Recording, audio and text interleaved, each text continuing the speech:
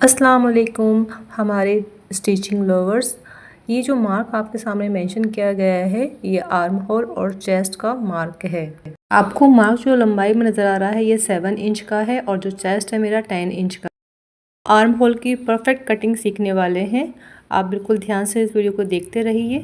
तो इस तरह से आप ऑलरेडी पहले आप मार्क लगा लेना, फिर मैंने इसकी अंडर के अंदर आधा इंच का ये जो मार्क लगाया है आपको मेंशन करके दिखाया गया है कुछ इस तरह से आधे इंच का मार्क लगा लेना। उसके बाद इसी मार्क के सहारे सहारे आपको इस तरह से कुछ आपको भी मार्क लगा लेना है। ये हमारा फ्रंट का आर्म होल का मार्क है कुर्ती का, जो आपके सामने मेंशन किया गया है।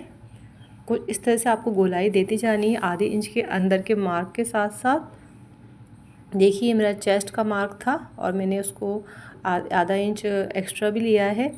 अगर आप इस तरह से कटिंग करेंगे तो आपकी आर्म होल की कटिंग बिल्कुल परफेक्ट होगी और जो आगे से लूज़ होते हैं आर्म होल वो आपका गलत नहीं होगा। इस तरह से जो हमारा 7 इंच का स्ट्रेट लाइन थी उसको मैंने एक बार दोबारा और ड्रा कर लिया है। अब हम जो बैक की आर्म होल की कटिंग है उसको मेंशन करने वाले हैं।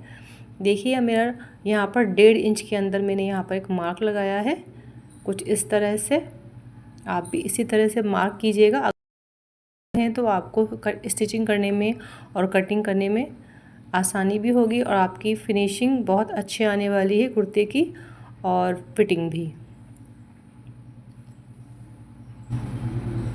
कुछ इस तरह से आप मार्क करते जाइए, बिल्कुल चेस्ट के मार्क तक आप इसको गोलाई में ले आना।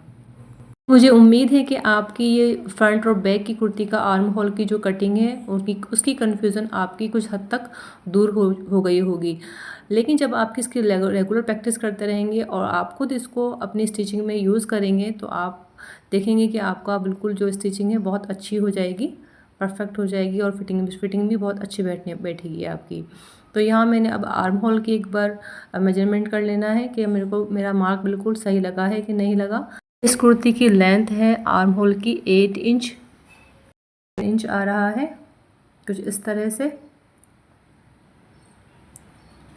अब हमें एक चीज़ और ध्यान रखनी है इस यहाँ पर, अगर आपका आर्म होल 7 इंच है या 9 इंच है तो क्या करना है। जो ये मेरी लाइन है यानी जो मेरे चेस्ट के पास वाली लाइन है उसमें मुझे ध्यान देना है, इस वाली लाइन के ऊपर, इसको इस लाइन के ऊपर।